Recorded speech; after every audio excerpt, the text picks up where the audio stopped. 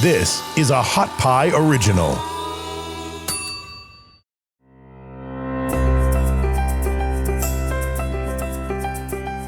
Hi, this is Pat Pearson, and you're listening to a podcast called Stop Self-Sabotage, brought to you by Hot Pie Media.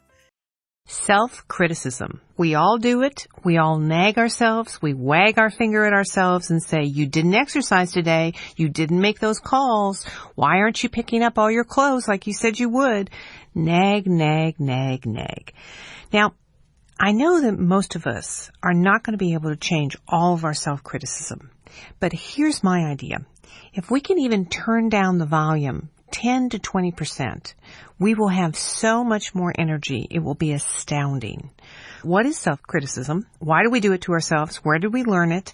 And how, more importantly, can we change it around? So let's start off with what it is. Basically self-criticism is that nagging voice in our brain that says you should, you ought, you didn't do it right, what's wrong with you, you didn't finish this, you should have done that. I get even tired just hearing myself talk about it. And it's that critical parent inside of us that doesn't let us off the hook, that blames us and shames us for what we haven't done, rather than paying attention to what we have done right. Let me give you a little personal account. I recently just came back from vacation, and my husband and I were on a great vacation. We were having a great time, and inadvertently, of course, he lost the camera. And he lost the camera with all of our pictures on it. Now, that's not a happy moment, when we have that experience together. But, it is what it is, right? So I sort of let it go and moved on. Now, what I didn't know is that my husband, who is a very sweet and thoughtful guy, was very, very upset that he'd lost all these pictures. And for the next 2 or 3 days, he was beating himself up inside about that. Now, what I did know is that he wasn't very present. He wasn't having a great time where I was trying to be on vacation, and he wasn't really connecting. So finally I sat down and I said, what's going on? What are you upset about? Sometimes it's no fun having a therapist as a wife, but at this time it kind of helped because he said, I'm just so mad at myself. I'm so upset. And I said, okay, well, let's, talk about that. He talked about it, and finally we got to the point of just saying, okay, it's done, let's let it go, next. But if he hadn't been able to talk about it, he still would have stayed in that self-critical place. He would have beat himself up and missed the rest of the vacation. Now, luckily, he was able to get it out of him, and he moved through it. But most of us get caught up in our self-criticism at some point about something. And so we have to look at how critical are we. Now, no one can know this about you any better than you know it about yourself. But let me give you a little test. Let's pretend that you are at a shopping mall or a grocery store and you lock your car. And you go into the grocery store and you get all your food and get everything handled, and you come back out and you found that you've locked your keys in the car. So now you are at this moment. And I want you to take a second, go inside and listen to what you say to yourself. Are you saying, you idiot, you shouldn't have done that? What are you thinking? Rah, rah, rah, rah, rah. Or do you say something like, well, I'm stressed. I'm running on low energy. I'm challenging myself everywhere. And no wonder it happened. Now, you may not say that immediately. You may go to the negative first. But how long does it take you to move through that and get to a more accepting experience? Now, we all need to be able to understand how this develops in us. Let me share with you from my Self-Sabotage book, the story of how you develop a self-critical attitude. 4-year-old Johnny is outside playing with his puppy. It's a lovely spring morning, and they're having a fine time, jumping and chasing each other. Like most children, Johnny isn't very attentive to details. He leaves the gate open, and the puppy runs out. Crying, he goes to his mother. My puppy dog ran away. His mother has had a horrible day with problem after problem. This presents one more frustration that she just can't handle. She says angrily, you bad boy, how many times have I told you to shut that gate? Now take the same situation with the different characters. 4-year-old Steve comes running, crying to tell his mom the puppy has run away. This mother says, oh, honey, you must feel awful to lose your puppy. Let's go see if we can find him. Now, Johnny's mother criticized and added guilt to his pain. For him, it was a lesson in how to be self-critical. Steve, who was nurtured in his sadness and then helped to fix the problem, learned a positive alternative. Both children feel sad at the loss of the puppy, but Johnny gets sadness plus guilt, which equals depression. Depression is not naturally healing. If Johnny learns to put himself down for every error, he can stay depressed and critical of himself all of his life. Steve also feels sad, but he has the support of his mother. Sadness plus nurturing equals grief, which is naturally healing. After a period of grieving, he will return to normal, and his deserve level will remain intact, and he will not be stamped with blame. One incident won't make you self-critical, but hundreds and hundreds of incidences do create a deep personal doubt, criticism, and a low deserve level. So what we have to be able to do is to change our self-criticism. And it becomes a routine. That's the reason it's so powerful, because we don't even hear it anymore. It's like that radio playing in the back of your head that you're not really listening to, but that it's constantly giving you the same kind of negative static. First of all, let's talk about the first thing to quiet self-criticism is to notice when it's happening. Number one, notice when it happens. A certain thing has to happen each time before you start criticizing yourself. Become aware of your thoughts and feelings when you start to disapprove of yourself. Have you cultivated your pattern of thinking and feeling from repetition and habit? You can consciously stop yourself and interrupt the patterns. So first of all, you have to get conscious. You have to notice it. Then, second, boldly question yourself. When you start to disapprove and criticize yourself, question those thoughts. Ask yourself what your inner critic is trying to achieve. Is your inner self trying to protect you from taking risks? Challenge it. Have a conversation with yourself and boldly keep questioning each remark and judgment. You can say things like, I don't deserve that, or where did that come from, or I don't like this, I'm going to stop saying this. Whatever, question yourself. Number 3, use different words to describe your experiences. Words are the language you use can make or break you. When you criticize yourself, you use words. The words affect your emotions and body sensations and then affect your state of mind. Learn to use different words to describe your emotions and experiences. Refuse to say that you're stupid or useless or you're bad or wrong. Instead of saying that you've messed up, tell yourself a different story. Your subconscious will eventually believe whatever you repeatedly voice and make them your reality. This is where you pivot. You pivot in the words that you use. And you start saying, instead of saying, I'm stupid, you may say, I'm stressed. Or you may say, I am challenged here. Or you may say, I made a bad choice. Or something other than blame and shame. Number 4, accept that there's no failure, just feedback. When something goes wrong or you've made a mistake, accept that as feedback instead of calling yourself a failure.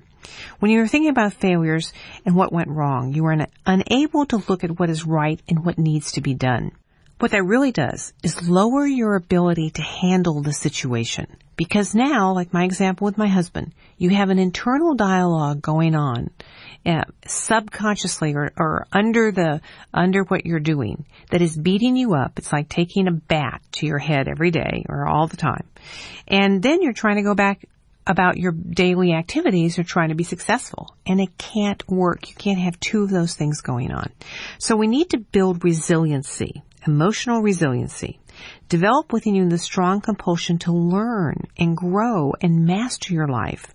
Knowing what you want will give you life meaning and your direction. Now, instead of saying, I'm wrong or bad, say, what can I learn from this? How can I develop from this? What is the message in this for me? So, focus on what you want, not on how bad you've been. Number 5, refuse to give yourself a bad time. Life and people are sometimes unfair. Look and find the positive in the people and the outcome. You know, this is influenced by a book called Learned Optimism by Martin Seligman. But stop personalizing everything. It's not all about you. It's about other people and other choices, and it's about activities. It's about environmental issues. So refuse to give yourself a bad time. Just say, I'm a little off. From now on, become aware of your self-criticism. Learn to laugh at yourself instead. It's no point giving yourself a bad time and feeling bad. Refuse to give yourself insulting remarks or judging or disapproving of yourself because it will make you feel disempowered and unresourceful.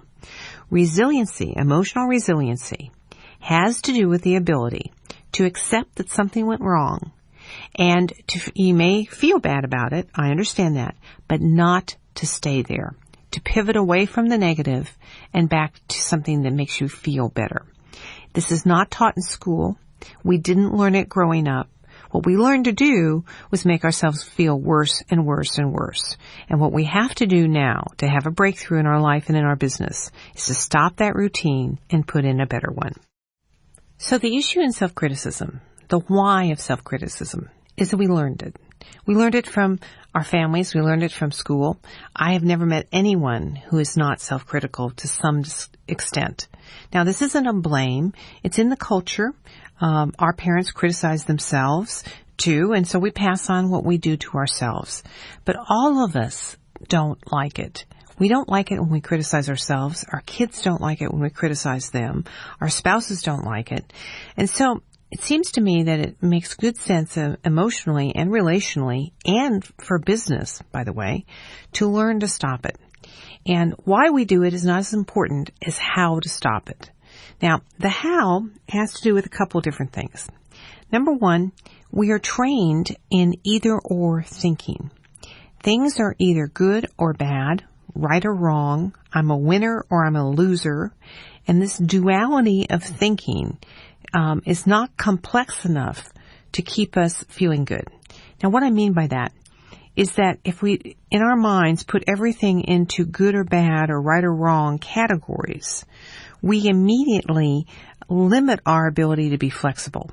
And as we all know, life isn't that clear. You know, there are lots of gray areas. And sometimes the thing that you thought was the worst can become the best thing that you've ever done. We all know that. So this either or thinking has to stop. You're not a winner or a loser. You're on a process to learning and growing in your business, in your life, in your health. And you're not perfect, but hopefully you're going down the right road. So instead of going either or thinking, we have to move to process thinking. Process thinking is that we celebrate the process. We celebrate and recognize small efforts towards a bigger goal. None of us go from 0 to 1,000 in one day. It doesn't happen that way. There are significant steps we need to take on a daily basis to move us towards a bigger goal. I'll share with you one of my goals. For the last 20 years, I've wanted to have one of my books published by a major publisher.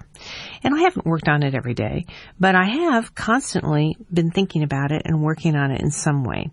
And this year, in December, McGraw-Hill, which is a big major publisher, will publish my Stop Self-Sabotage book. Now, that is something that I have been working on and making small efforts for at least intensely for the last 3 years. And that's a long time. And if I'd seen it as either I'm going to get it or I'm a loser, I never would have continued tenaciously doing that. So we have to recognize that our life is an accumulation of small efforts made on a daily basis, and that we need to make that effort and then celebrate it. And that helps us get out of our self-criticism of not doing it all and not doing it well and not doing it today. The next thing we need to look at is the difference between I want to statements and I have to statements. It's fascinating because in most of our businesses, we come into the business and we're excited. We want to sell these products. We want to talk to people about our opportunity, our products, because they've helped us and we feel good about that. And it's a little bit like, you know, when you get out of school and it's a beautiful summer day and you wake up and you're just so excited to go out and play and have fun and have that great experience. And we live in that for a while, then something shifts. And we move from the I want to's to the I have to's. And I have to's are the shoulds, the oughts. That's the club we use to beat ourselves up with. I should make more phone calls. I ought to be recruiting more. I should get on the treadmill. I ought to save more money. And so we take that summer day and that fun and that good feeling we have, and we've now made it cold, wet, miserable, have to trudge, get out of a nice, warm bed and get out there and do something. And you can just feel it. You can feel the different energy. What we want to do with our business and with ourselves is diminish the self-talk about I have to's and I should, and get back to what do I want to do. The only way we can re-energize ourselves is talk about it and feel it differently. Said another way, we got to move out of making our life or our business the cold, wet, miserable day and go back to the summer, fun, shiny, bright day. And how do we do that? Well, we're going to talk about that right now. I want you to ponder this question for a minute. Robert Schuller said, "What one great thing would I do if I knew I couldn't fail?" Think about that. Now, we've got to kick the habit of self-criticism. That's our next step. How often do you really criticize yourself? Well, research shows that up to 90% of people's thoughts are critical or judgmental. 90%. That's a lot. And the vast majority of these are aimed at oneself. Here's how to be kinder to yourself and boost your confidence and ability to be successful. The good news is that once you realize you're doing it, we've learned it, this mental tape, we put it in, we play it over and over. I'm not good enough, I didn't do it well enough, I don't deserve anything good, or some variation of these themes. And of course, we bring it into our working lives, and that makes enjoying your career and being good at it a whole lot harder. The good news is that once you realize you're doing this, we've talked about that, you have a choice whether to carry on. Think about a friend you really value. If she or he felt that they got something wrong or weren't good enough and they came to you and they told you that, you would really quickly reassure them. So why treat yourself any differently? A best friend would do these things for you, but if you can go one better and do them for yourself, in other words, we want you to be your own best friend. Here's how. Number one, you need to praise yourself. Now, this is hard for most of us, but all of the behavioral research shows that with enough praise, even a horribly behaved child can be turned around into a well-behaved child. And there's always something to praise in everyone. So you're in the best position to know how hard you work, how well you do, how many things you succeed in, and how much you care. So pile on the praise. One of the things my husband and I try to do after a long day is sit down and have a moment together before dinner and say what went right. And to try to own some of that we made something go right. We were part of it. Number two, use affirmations. These are positive statements that have been proven to powerfully affect change of our attitudes. They must always be in the present tense as though you were already true. So you say, I'm great at my job. I get appreciated for what I do. I love what I do, and I succeed easily. Come up with your own, write them down, put them somewhere prominent so you can read them. Number three, repeat. Repeat the positive affirmations and positive self-talk. It needs to be repeated as often as possible. That way it really goes in and leaves less room for the negative stuff. What we're really doing here is changing your habits. And if you learn how to stop the negative habit and put in a more positive habit, after you do this repetitively for a number of weeks, you will see a huge change. You know, it's interesting that negative self-talk also affects longevity. They found out that optimists live 30% longer than pessimists. And they're now starting with people who've had heart attacks to train them in how to talk to themselves positively about their recovery. Because they're finding out that people who are positive about, I can handle this, I'm going to get better, I'm going to get on a great exercise routine, live 5 to 10 years longer than people who aren't. So it's not just that this is nice to do. It's not just that it would make you feel better. It's going to help you live longer, make more money, and feel better. Number 4, notice the good stuff. Because we don't. We experience and accept and expect the good stuff. We notice what goes wrong.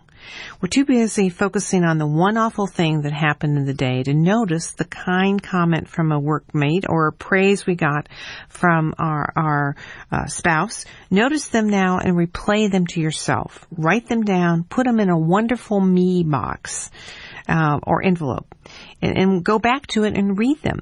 Get a file with positive statements in it that people have made and that you've made to yourself. And when you're really down, pull out the file.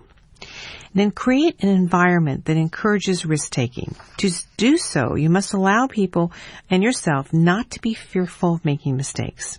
Display this quote for all to see. The greatest mistake you can make in life is to be continually fearing you will make one. Overall, the way to pivot and to change self-criticism into something much more positive and create the attitude that you want is to use these techniques we've just talked about, to take a small, substantial change and keep doing it over and over and over. Even a 10% or 20% review and re-talking to yourself can make a huge difference in how you feel. And that's what we want.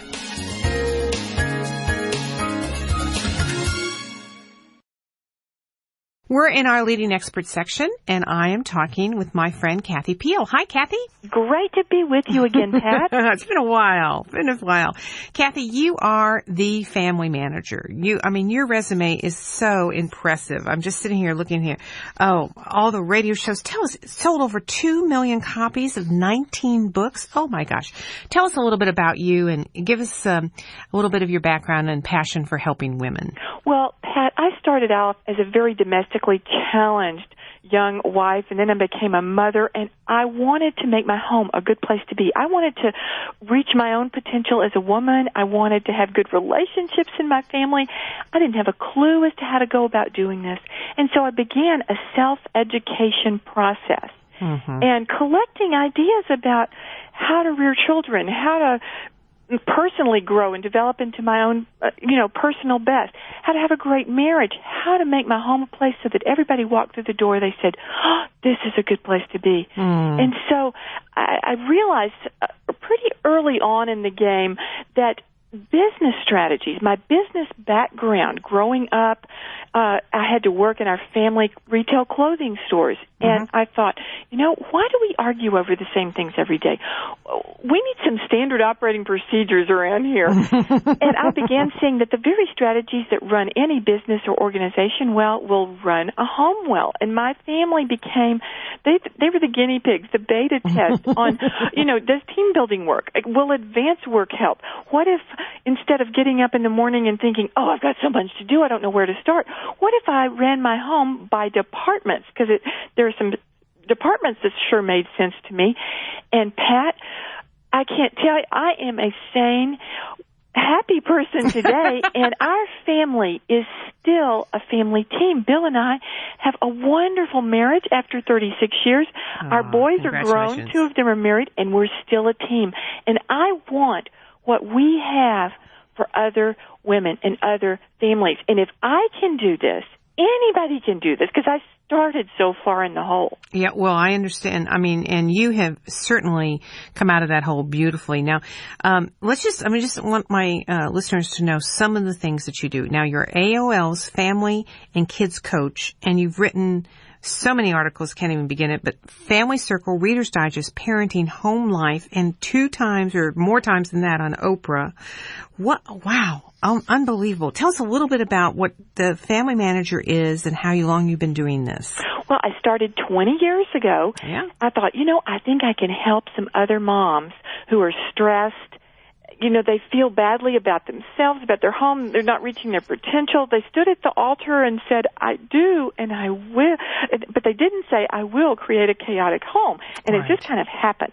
Right. So I started 20 years ago thinking, how can I help as many busy moms as possible? And it started by I self-published my first book, and that kind of took off. I sold 15,000 out of my living room in 9 weeks, and I've never had a marketing course in my life. Oh my goodness! But my goodness, we just tried a lot of different things, and we prayed a lot, and I'm just passionate about. I don't give up easily when I believe in something, and I really believe in this. so that the books led to, I thought, well, you know what? I should be on the staff of a magazine. So I started sending in unsolicited magazine articles, meaning they didn't ask me to write them, but I sent them in anyway. Right. And then sending in ideas for television segments. And I set a goal to do something every day, one thing every day, to, send out a pitch, to make a call. And it's very much the same as whatever business you're building. And I'm just, passionate about this. And then I'm honored that I got to start doing a lot of television and radio. And gosh, my, I guess 20th book is coming out soon. Wow. But it happens for all of us one day at a time. That's right. It does. And then I would read books by people who, they were just successful. And I so believe in that, just hanging around other successful, inspiring people via either book or CD tape like you're doing, or, just hanging around those people. You might not be present with them in the room, but you can hang around with them. That's right. And you can have a collective mind with them. Yes. You don't have to know everything. All you have to do is be open to learning something new. That's what I think, And you do. And pick up on, well, that person wrote one thank you note today, and that person made one call every day, or averaged 7 a week, or maybe 10 a day, whatever it was. And I would just learn a little bit from each person, and it has grown. And then now I've started what's called family manager coaching, because I can't be everywhere for all the people who say, oh, can you come help me with, whatever it is about their family management that they're feeling badly about. And it might be helpful to our listeners for me to just go over quickly those 7 departments that every single one of us runs. Yes, and this is from the Busy Mom's Guide to a Happy Organized Home, right? And this is your new book. Yes. Coming out. Okay. And this is basically the family manager departments. system. Divide your responsibilities in your home into 7 departments. You have to run your home and property, and that's taking care of all your stuff, from the laundry to the roof, the vehicles, the floors, everything like that. Then you run the food department, and of course that's grocery shopping and meal planning and menus and entertaining. Then the family and friends department. These are your relationship responsibilities. You've got to keep up with your end of the marriage. You've got to rear your children and take care of your aging mother and keep up with your friends. Then there's the finance department. And many women run this department in their home. And then there's the special events. This is where you oversee holidays, vacations, special occasions. Then time and scheduling. This is getting the right people to the right place at the right time with the right equipment. And last but not least is self-management, because we've got to manage ourselves well if we're going to manage all these things at home well. And then probably most of our listeners, like me, have a home-based business. And it is possible to run a great home-based business and to manage these things well, but there are some strategies to understand. And the number one is, out of those 7 departments, no one is good at all 7. Good to hear. Typically, we're good at 2 of them, and it's very important to know what you're good at. And just to keep working on the things you're not good at, but as many of those really weak departments, typically people have 2 really weak or out-of-control departments, those are things, as much as possible, you want to delegate. I love hearing that. Because, I've talked for a long time, Kathy, but that I only do about 2 things well. And I'm so glad to hear I'm on the national average. Pat yourself on the back for doing those well. And that's right. That's what makes life good. When we concentrate on what we do well, and, those of us, we're juggling running a home and family and running a business. It's so important that we understand when other people ask us to do things, and these may be good things. They may be volunteering at our child's school or at our church or synagogue or in the community. Do not say yes to those things. If they're going to take you away from what you have decided are your core priorities in life, okay? And B, if you're not good in the finance department or in the special events department, don't say yes to being PTA treasurer or orchestrating, the Christmas party for your, the office, your husband's office. Say yes according to how you're gifted and wired. And that helps a lot. That's a wonderful thought. Say that again, Kathy. Well, when we are not doing things that we are gifted at, and none of us is gifted in those 7 areas, okay, Right. those 7 departments. If we volunteer for things that we're not gifted, those are going to be drains, not only of our time, but of our energy and our resources. And it's so important that we make decisions when people call us. We can't let them guilt us, and I use that as a verb. Usually, yes. Guilt us into saying, we really need you to be treasurer of the PTA, or we really need for you to oversee the Christmas program, for the school or for the office or for this wonderful. These are all wonderful things, don't get me wrong. But all of us busy women, we have got to be wise about what we say yes to and what we do, because many women I meet, Pat, are trying to do too many things in 24 hours. Exactly. And the net outcome from that is that they're harried, feel awful, and are very self-critical. Yes, and because they feel like they're not doing anything well. That's right. Which the truth is, they're probably doing a number of things well, but they're not celebrating it or focusing on it. Right, yeah. Right. Well, let's talk about here. Why do you think so many women struggle with self-criticism? Pat, we are bombarded daily with messages from so many forms of media that tell us we need to be good at everything, that we need to be perfect wives, mothers, we have to have perfect bodies, we have to have our retirement all in place, we have to be, healthy, wealthy, wise, and then we look in the mirror and say, oh, wow, I was impatient this morning, I'm such a loser, or I do not weigh what I want to weigh. I'm such a loser. Or so-and-so is making more money than I am. I'm such a loser. And we're just so hard on ourselves. Instead, I like the way you put it a minute ago, celebrating the things we do well. Mm-hmm. And that is such a key to success in our personal life, in all areas of life. Instead of saying, okay, I did not go to the gym today. Instead of saying, oh, I'm such a loser because I didn't. Instead say, you know what? I was not able to go to the gym. But you know what? I drank 8 glasses of water, and I took my vitamins, so I did something good for my body, and tomorrow's a new day. Mm-hmm. Exactly. And concentrating on what we do right, because it's so easy to get in a mentality of, I just don't do anything well. Yeah, and we overgeneralize. Right. And so we see one thing that fell off the turnip truck, and then we say everything's bad, which isn't the truth. The truth is a lot of things are really working very well.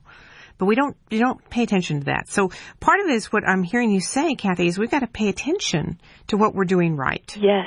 And to stop beating ourselves for everything that we're not perfect at. Now, a lot of women say they're so busy and they can't find the time to achieve their goals or their personal goals or business goals. And they get down on themselves because of that. And what you were just saying, then they dig a deeper hole.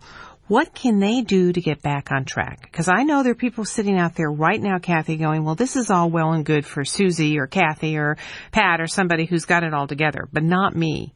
But we want to talk to people. We want to really talk to everyone in terms of their feeling state. How can they get back on track? Most women I meet, they say, oh, I'm so busy. I just don't have time to reach my goals or do what I want to do during the day.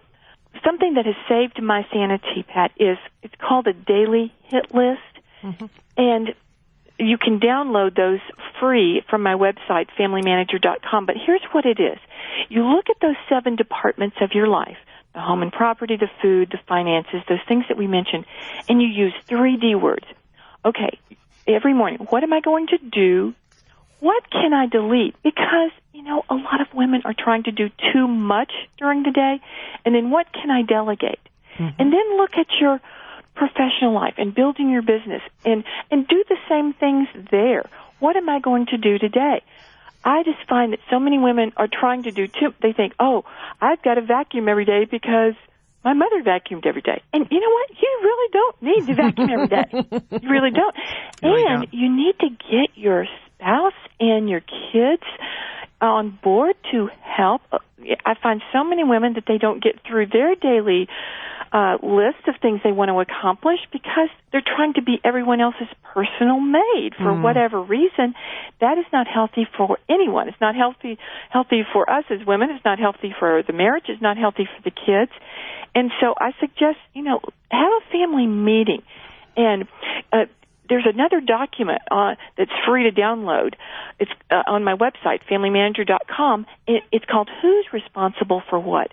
And if our listeners will just get that document and then set a time to meet with their family, and this is a document that lists all the things that have to be done in a home to keep some modicum of sanitation in order. And quite frankly, they don't understand. Mm-hmm. But if they are enjoying the income that mom is bringing in, they need to understand that running this home is a full-time job. And, children have full-time jobs as school is their career, and your spouse probably has a full-time job. They have to understand that everyone has to pitch in and run the home so everybody can do their business and fulfill their career calling. Mm-hmm. And this helps so much to see it in black and white and to talk about how to split up those tasks at home. And another thing I like to tell women is, please, if you are officing at home, and you're running your home and family as the full-time family manager, and then you're running your business and building it, going great guns out there, please turn off the TV. There is, I'll hug a woman. She'll just come up to me after I've given a presentation. She'll say, I just don't have time. And I'll look her in the eye and say, I love you, honey. And I do. But how much is the TV on at your house? And she'll say, well, not much, because she doesn't realize that it's on. She says, well, the morning shows are on, and, I never miss Oprah. And I have one show in the middle of the day.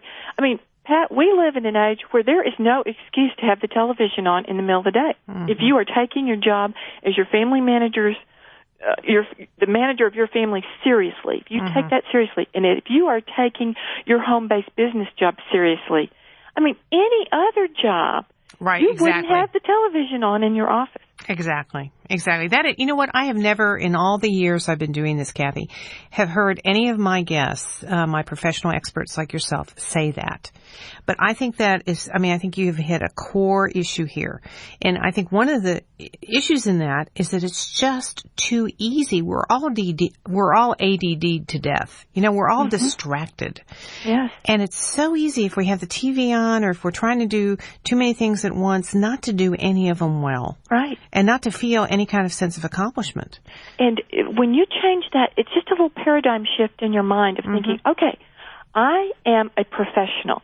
I am the manager of my home and family, and that is an executive level position. You bet it and is. I am a business owner, okay? And I am going to do these things professionally and well. Now, I'm not saying turn your home into this cold corporate environment. No, I know. I'm just saying let's use our time wisely and be realistic about the things that distract us. Exactly. And, like I said, I've never heard anyone say that. I think that is brilliant. I really do. Now, let's go back to the family meeting for a minute. Yes. You're basically talking about educating your husband and children as to the 7 departments of family managing and all the tasks that those entail because, God bless them, they just don't think about it, They just think you do it, and it gets done. They don't think about it. And truly, it's not fair for us to expect them to know what to do. If I walked into my husband's office, I would maybe be able to help him with a few surface things, but I don't know his deadlines or what resources he's got to work with.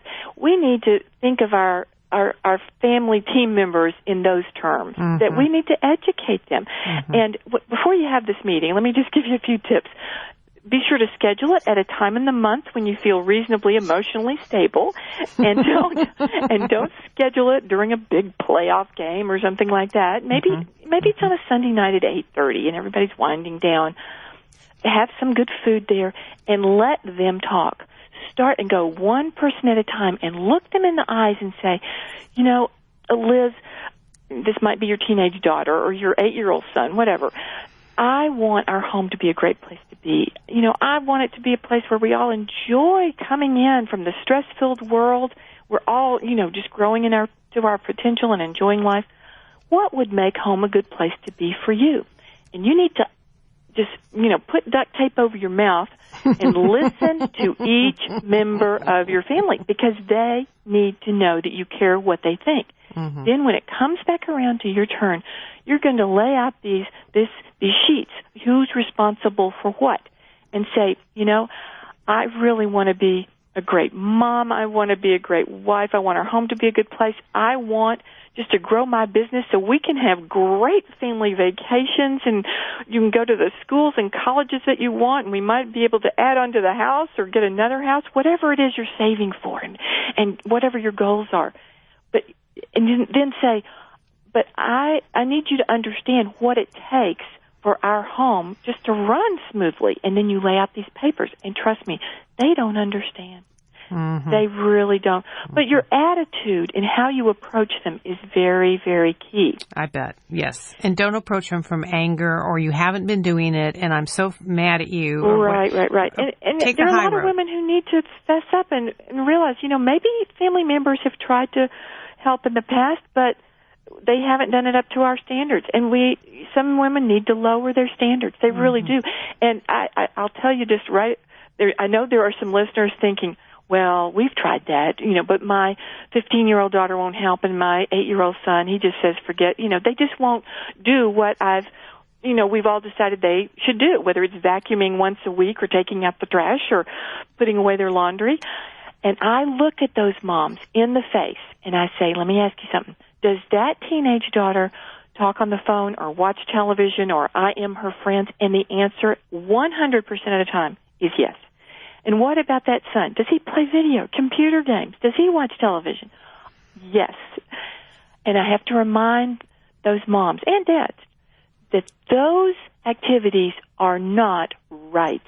Those are privileges, and they are doing their children a disservice if they let them have those privileges before they fulfill their responsibilities. Nicely said. Nicely said, Kathy. I mean, this is tough love, and we all need to be a little tougher on this, because if not, we raise overindulged children. We're haggard and stressed and not present, and then we wonder why everything isn't working. Yes, and then we get down on ourselves. We think, oh gosh, well, I'm doing everything for everybody else, which is not healthy, and you start feeling bad about that, and then you don't have time to take care of yourself, and fatigue is our enemy. Yes. It is. Well, and what you're really saying, too, I mean, part of what you're saying from a psychological perspective is having boundaries and being clear about that with the people that you live with, and not feeling guilty or feeling like you should do everything. Who in the world said that moms have to do everything for everybody? I'm not sure. Where'd that come from? I never signed that contract. I never saw that deal. You know? We may have some listeners who are single parents or empty nesters. They're living alone for whatever reason. They're divorced, for whatever reason, they're single. They say, well, who am I going to delegate to? I don't have a team. Right. Well, here's another good family manager business tip that'll help you in this area. Find another mom or woman who she has different gifts in the departments. Let's just, for example, let's just say your house is out of control. You just really need to declutter, catch up, but you are a great cook, okay? Now, let's say you have a friend who, her kids wear hard hats in the kitchen. She's just dangerous in the kitchen, but she is a great organizer and housekeeper. It comes naturally to her. Just barter with her and say, hey, you know what? I'll come over to your house one afternoon, and we're going to cook up, just a whole bunch of your family's favorite meals, get them in the freezer, so that will save you time, and you can spend more time on, taking care of yourself or building your business or whatever it is you're not having enough time to do. And then you can return the favor by coming over to my house and spending a few hours one afternoon and helping me declutter and start getting some things organized. That is smart management. That is a great idea. That is a great idea. It works so well when moms will do that with each other, because you help each other catch up, and then you have time in your own life for the things that you've decided are most important to you. Absolutely. And the other part of that is that it's fun. Now to do it with somebody else. Yeah. It's more fun. Yeah. Now you've taken something that you usually if you're not good at something, you usually avoid it or at least drag your feet through it. And then it gets worse. And so now you've taken it and you've interjected this new energy into it. And so now it's kind of fun and it's getting done. And you're using your gifts and feeling good about that. And that's a great suggestion. You're just full of great suggestions, Kathy. I love this. It's been out of desperation and continue. I mean, boy, I just continue to try to learn because we all want to do life well, Pat. We do. And life is challenging. We live in a great time in history, but I got to tell you, we have, new challenges every day. And even with all the technology, and I love technology, but what that has done is that we are never disconnected from the outside world, and that is not healthy. Mm-hmm. And we have to purposely say, okay, for X amount of time, maybe, an hour every night, we're going to turn off all electronic devices, just like they say in the plane. We need to do that in our home so we can connect with each other, or we can just, take some time for ourselves. And then we'll find when we connect back with the world, go back into whatever we're doing, we're, building our business, we're making calls, we're more refreshed because we've been away and we've filled up our tank. That's right. And too often there's an assumption that we can just keep going.